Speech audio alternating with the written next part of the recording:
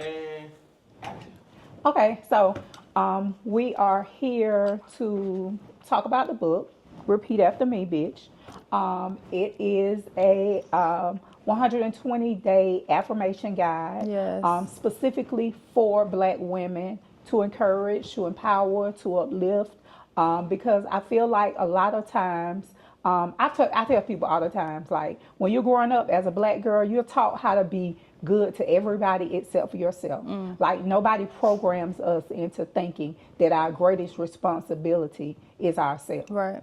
And so I've watched you work for years. I know how you operate. I know how passionate you are about Black women, about the Black family. And so that is why I asked you to write the foreword for the book, because I definitely know that your style of loving Black women Right.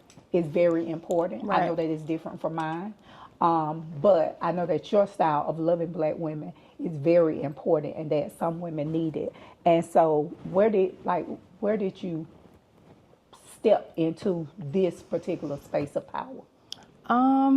So many moments throughout my life. Like I think being a plus model has been one. I think becoming a mother has been one. And then life's experiences made me want to care. Like I was just telling my sister the other day, a lot of the passions that we have, they come from the problems that we have. So like,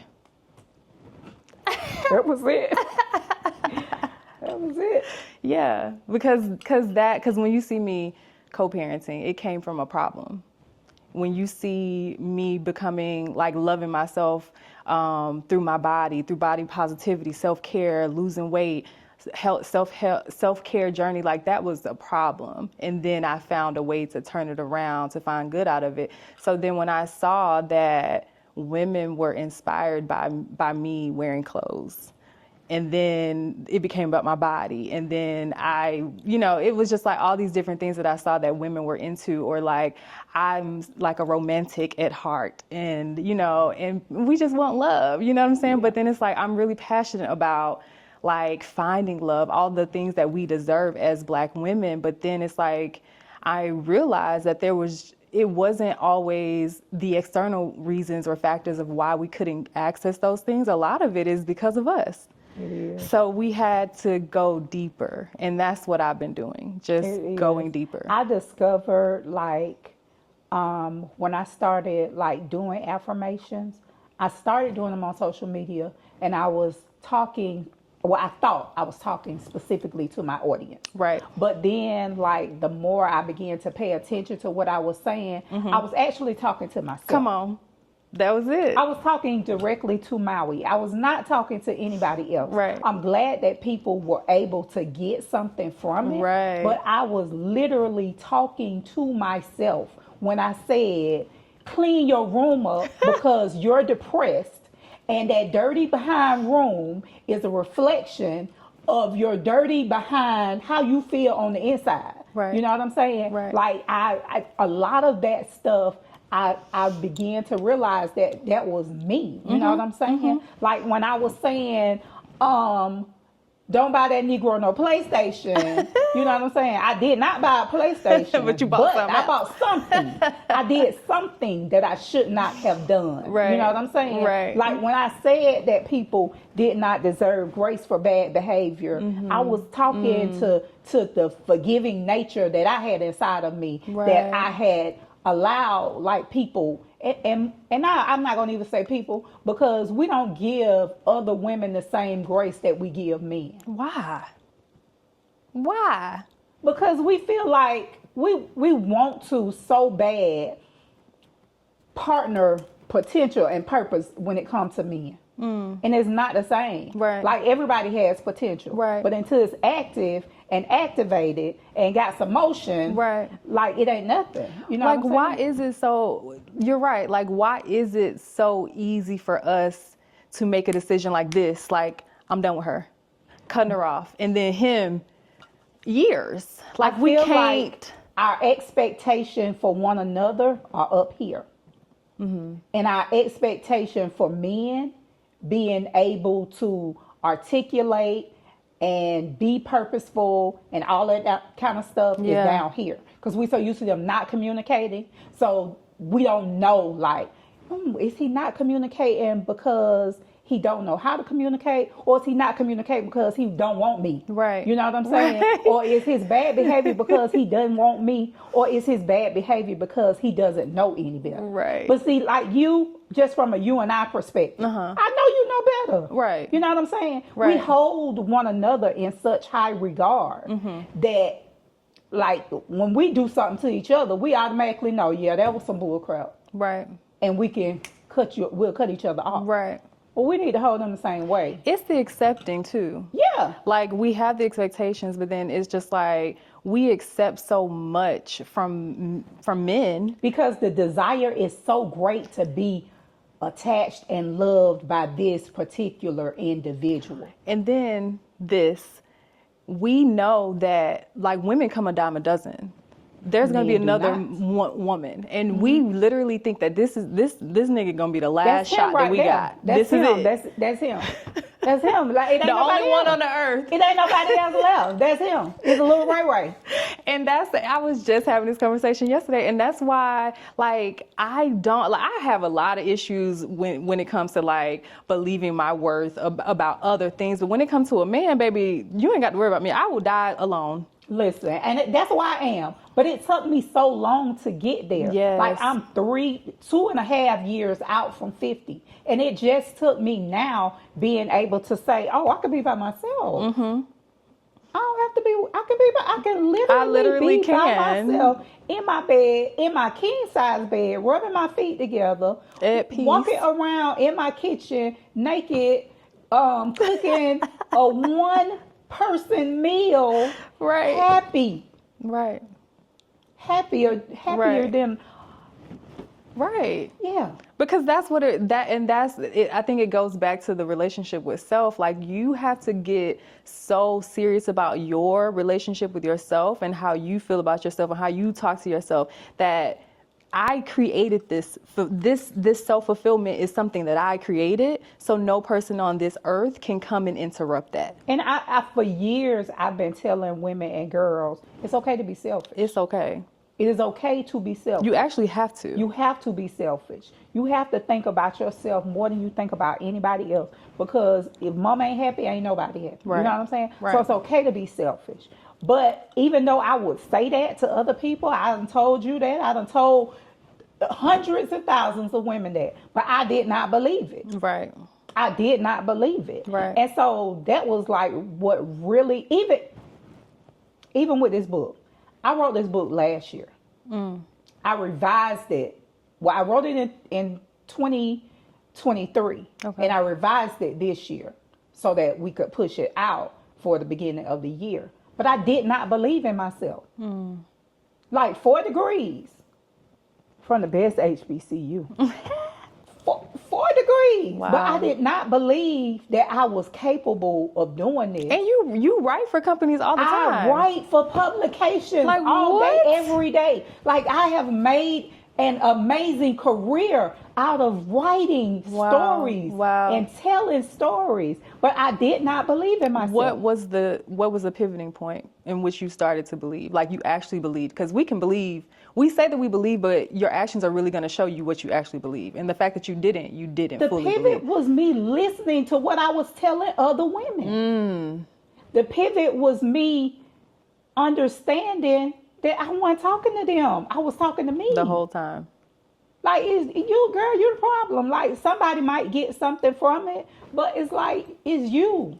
Right. That's like even when I found out I had cancer. I've never been that scared before in my life. And I know that from my platform, I know that women are married to my strength. I know that women have a relationship with my strength. Right. And so, like, for a long time, I couldn't say it. I could not say it because I was like, they gonna know I'm scared. I was like, they are going to know I'm scared. And I can't let them know I'm scared because then I'm gonna make them scared. And so I literally did not say anything. Like I was literally paralyzed with fear for weeks. Wow. And On New Year's Eve, I was going to church. I woke up like 2 o'clock in the morning, and I wrote an article, and I published it on my blog, and I went to church. And when I came back, like all these different publications had picked it up, all these like thousands, like it had went viral. Like Essence picked it up, Ebony picked it up. Like it just really blew the roof off. And that also pushed my career forward, because then from there, like all these publications was like, oh, can you write for us? Can you do an op-ed for us on this? Can you do, you know what I'm saying? Right. And then the doctor had told me, you're not going to find too many black women that are going to be able to have this conversation with you, because this is not a black woman's disease. It's an old white man disease, and this and other. Is your doctor white or black? He's white. Okay. He was like, I've never had a patient your age with this disease, and I don't even have any black women patients at this time. He was like, I had one years ago, and he's one of the top specialists for this disease in the country. And but yeah, like it was, and like since then, fast forward to now, like multiple myeloma, more black women have it. The new cases are black women. So much so that like all of these different organizations that support this form of cancer are reaching out, trying to have conversations. Because I'm like, y'all got a commercial with Big Daddy Kane on it, but y'all have no black women. Right. And we are the majority now. So it's just like I really had to start understanding that I was my audience. Right. Like for years, I literally thought that I was talking to y'all and I was talking to me. See, my journey is the reverse of that. I have been talking to myself on social media my whole entire career. But then I didn't realize I was talking to nobody. I didn't realize people were listening to me. So I had to accept, like, I had to relearn my voice and respect it. And I can tell you that about you. I remember when I met you, I could tell that you didn't think you were who you were. I still question every single day. I could tell that for a fact. I remember when I met you, you did not know who you were. You did not know who God was going to show you were, or who he had already shown you were, that you did not want to see. And I remember watching you get to where you are now, to where you believe. Like I remember all of that. I remember all of that. Like I really feel like I was in a book bag and you was climbing the ladder and I was in the book bag on your back. Because I remember like experiencing all of this stuff with you. Not because you were so vocal about it or because you and I had that type of relationships or conversation, but just because I felt your spirit and I could see you coming out of your shell. Not necessarily being a different Devorah, but being a more intentional Devorah. I see all of that. Like, I do remember when I first met you, you did not believe in yourself. You thought everybody was blowing smoke up your butt. You did not know you were that girl. You didn't. You didn't. But it's like, it's the becoming. And it's like, who am I in these new spaces? And I feel like I've always been in a new place. Like, I haven't yet been able to just sit in something and be like, no, I've been doing this for 50 years and this is what, like, it's like all, like, I'm an evolver. I don't sit in something for too long. So I'm always in something new. So I'm always in a steady state of like questioning, like trying to develop and affirm my worth on certain things. Because like even now, me moving more, like, yes, I've always been in an industry where it's like people looked up to me, but not in the way that I'm presenting myself now. So even this is like another, you know what I'm saying? Like, God, like, can I just sit somewhere and just be right here? But you can't, because that's not how vision works. It's not. It's not. Like, that's something that I was talking to my friend about in regards to lifestyle honors. Like this gonna be year 12. And I was like, do I keep doing this? What? Like, you know what I'm saying? And Yeah. I remember last year I was done with it. I was so done with Lifestyle Honors because everything was so difficult. Everything was so difficult. And I was talking to my mentor, and she was like, Maui, you've done this event for 10 years. All 10 years it sold out. All 10 years you got everything done you wanted to get done. All 10 years you had your sponsors. All 10 years. You think you weren't going to never have a problem? And then at the end, she was like, so now what? Right. I was like, nothing what? She was like, you all right now? And I was like, yeah. She was like, you be telling them people to believe in themselves. You just did not believe in yourself. That's all it is. But it's just, I don't know. Like, It's a journey. It is. It's like a fitness. I like literally equate everything to a fitness journey, and it is that. It does feel like that It because is. people look at you like if you lose 50 pounds, they be like, before and after she's successful. But it's like what they don't realize is I have to wake up every single day And commit to doing every something. single day. It don't matter how long I've been on the journey for 3 years. The trainers that you see, they wake up every single day and make that decision. And it's no different for building your confidence muscle or whatever that you would call that. You have to keep exercising the muscles and strengthening it. And that's what we're doing. Like we're like, okay, what's next? What's the next level? What's the next page? Because if you stay here, then you get stagnant and you lose the composition of your body and the muscles that you built because your body's going to get used to being in that spot. So now you got to like, okay, so what's the next part? And that's exactly what like the idea behind this book was. Yeah. It's kind of like to build a muscle. To build a muscle so you can flex a muscle. Period. Because, I tell everybody. She gonna flex, honey. Like, listen, you got to build the muscle so you can flex a muscle. Right. And so that's what this book is basically about. Helping women to build a muscle. Yeah. Like all day, every day, we telling everybody what they need to do, how great they are, how fine these men are, how smart they are. Your homegirl, she's so pretty, she's so this, she's so that. But the world has told us that it's problematic to use that energy to tell ourselves what we need to know. And even though we do it unconsciously, like we need to be intentional about doing it. We need to be mindful about walking past the mirror and being able to say, okay, Maui, Right. you know what I'm saying? Because you look good today, because you're Right. fine in them jeans. Right. You know what I'm saying? Right. And so, that's basically what this is about. So I'm super duper excited, I'm excited for to you. have you. Not only to be a part of the book, I am excited to have you be a part of the book, but I'm excited to have been a part of your journey, and to have watched you like blossom into this beautiful flower, and to be taking so many other women with you, because it's easy to improve yourself. Yeah.